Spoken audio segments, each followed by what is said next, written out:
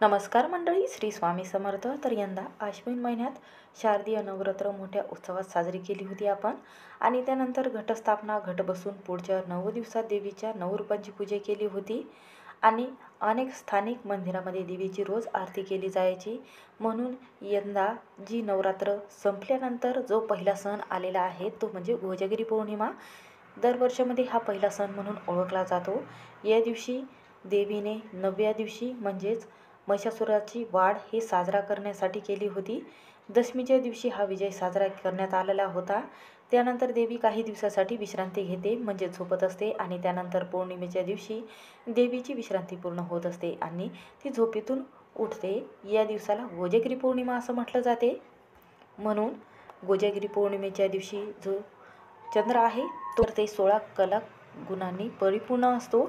आणि त्यांचा प्रकाश जो आहे हा आपल्याला शक्ती आणि काही ज्ञान प्राप्त करून देत असतो, जीवनातील अडथळे दूर करत असतो. म्हणून या दिवशी चंद्रदेवाची पूजाही केली जाते.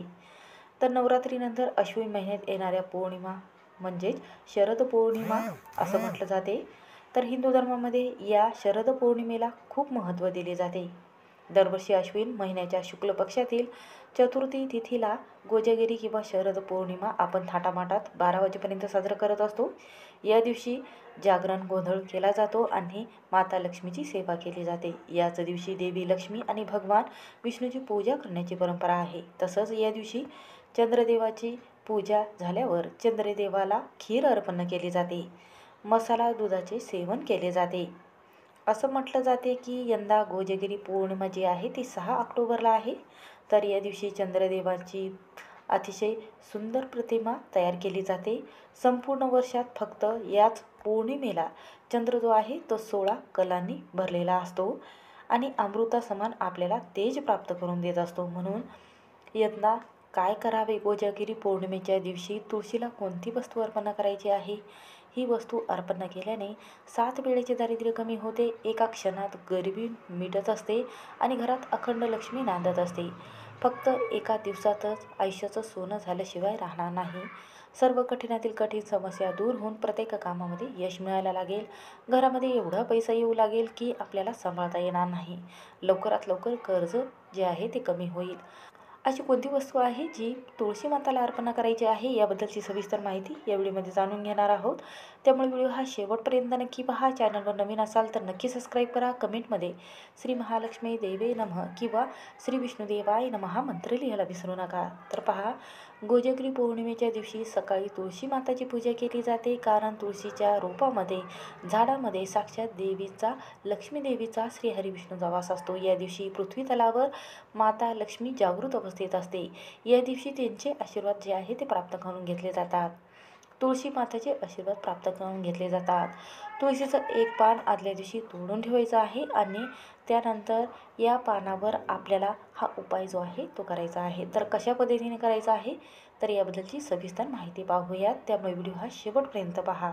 तर यंदा अश्विन महिन्यातील पौर्णिमा तिथी जी आहे, जी सूर्यदेवाने बघितलेली आहे, तर ती तिथी 6 ऑक्टोबरला दुपारी 12:23 सुरू होणार आहे.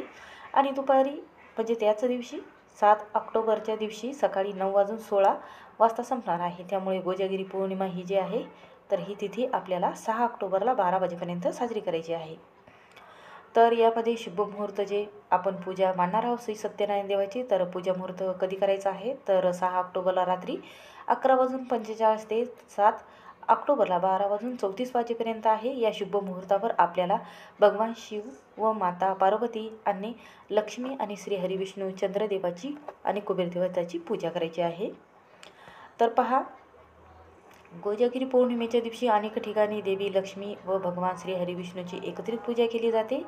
ही पूजा करणे अत्यंत लाभदायी म्हटले जाते.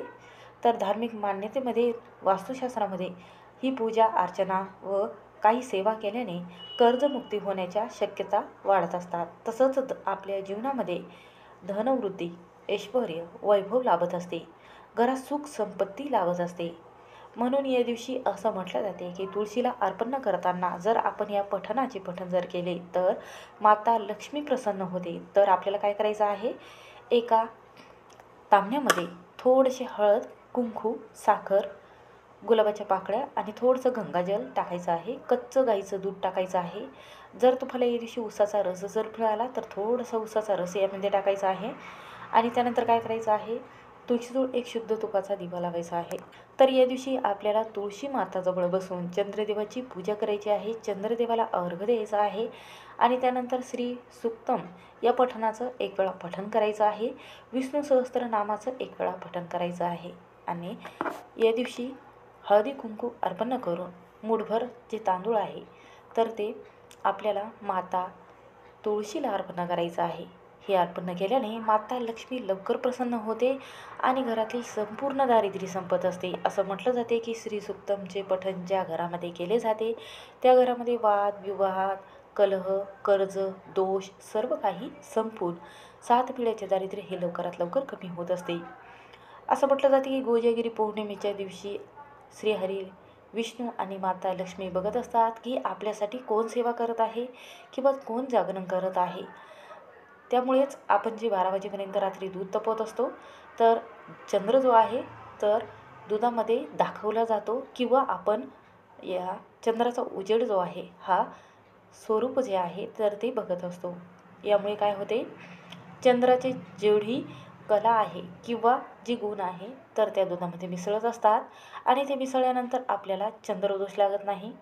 हे दूध किंवा खीर एखाद्या मुलाला आपल्या जे आहे किंवा घरातील सर्व सदस्यांना आपण वाटप करत असतो. चंद्रदोष लागत नाही किंवा आपल्या कुंडलीमध्ये काही दोष असेल ते सुद्धा संपत असतात. कोजागिरी पौर्णिमेच्या दिवशी मसाला दूध बनवण्याची प्राचीन परंपरा प्रत्येक भारतामध्ये महाराष्ट्रामध्ये आहे. या दिवशी मसाला दूध चंद्राच्या प्रकाशात ठेवले जाते आणि चंद्राच्या प्रकाशात ठेवलेले मसाला दूध प्यायल्याने आपल्याला अमृतासमान औषधीचे फायदे मिळत असतात.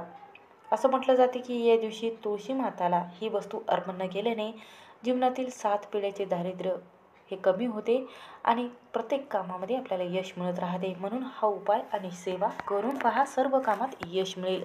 श्री स्वामी समर्थ. व्हिडिओ आवडला असेल तर स्किप न करता शेवटपर्यंत नक्की पहा.